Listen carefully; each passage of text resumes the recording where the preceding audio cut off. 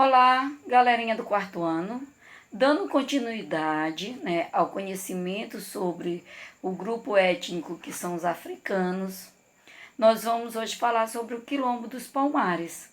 Mas desde já, desejo muita paz, sabedoria, proteção e saúde a vocês, crianças, e todos os membros de sua família. Aqui, nesse slide, está com o nosso título do conteúdo abordado no componente curricular História, localizado no livro da página 136 até 138, ok? Normalmente, o desembarque dos escravos acontecia no porto do Rio de Janeiro, do Recife e de Salvador.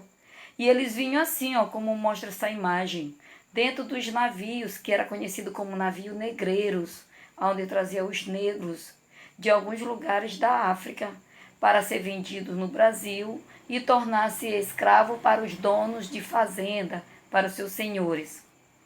Nas fazendas, eles vinham para o Brasil e trabalhavam em diversas funções, como nas fazendas de gado, realizavam diferentes serviços, trabalhavam em atividade doméstica na casa grande, nos seus senhores e também eram grandes ferreiros. Nas cidades, eles eram explorados como vendedores, carregavam frutas e comidas produzidas pelos seus donos. Para não fugirem, eles traziam umas cangas no pescoço, que eram umas argolas de ferro colocada no pescoço com uma corrente entre um escravo e outro, para que eles não pudessem fugir. Quando aqui chegavam, ele tinha até de seguir a religião dos seus donos. Muitas mulheres passavam a ser mucamas, como cozinheira, cuidando da casa e lavando roupa.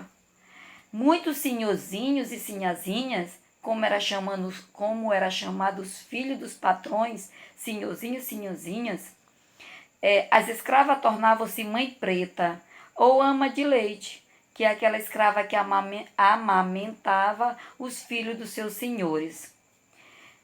Muitas vezes, os escravos eram atacados pelo banzo, que é uma tristeza, uma doença que dava neles, que é uma tristeza tão grande por saudade de sua terra natal.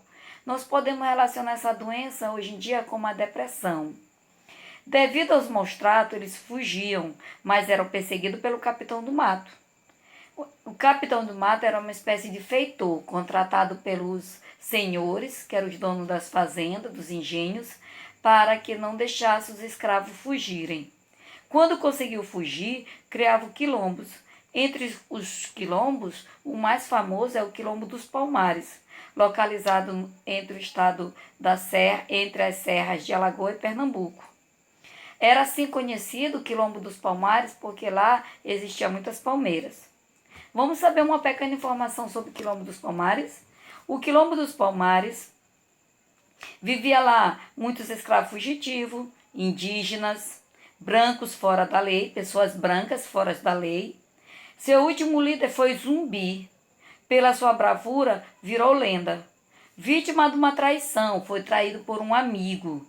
Foi morto numa emboscada e teve sua cabeça cortada e exposta em praça pública no Recife. Esse fato aconteceu no dia 20 de novembro de 1695 e hoje foi tomado como um marco, que hoje é conhecido como Dia da Consciência Negra.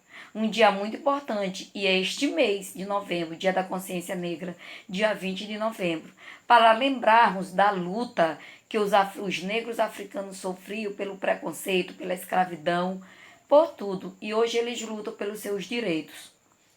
Zumbi dos Palmares, o mais famoso do Quilombo dos Palmares, localizado em Alagoas. Esse quilombo era chefiado por Zumbi, ok?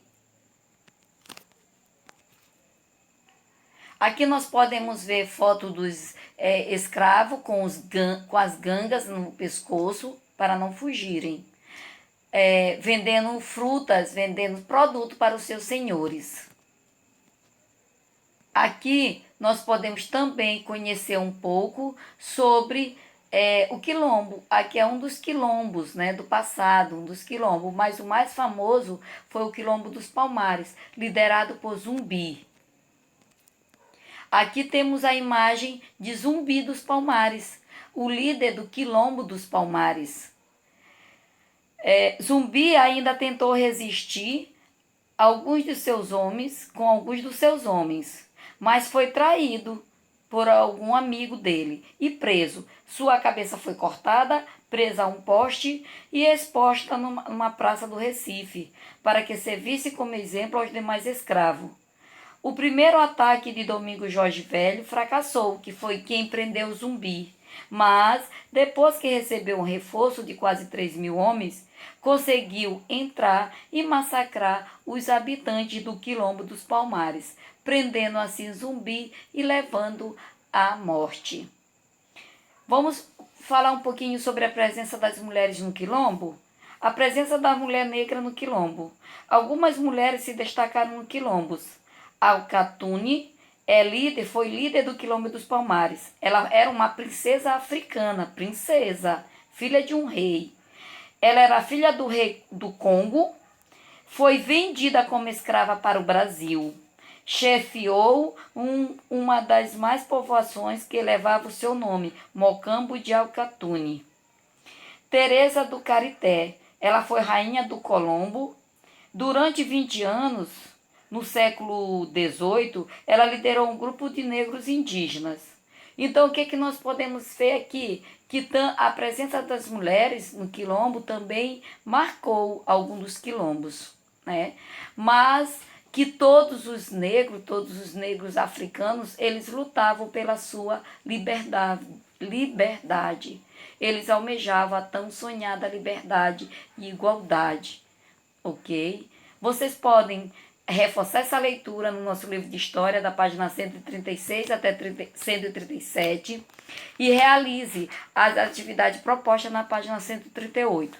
Não esqueça de acessar a plataforma Estúdio CADES, ok? Bons estudos e até a próxima aula.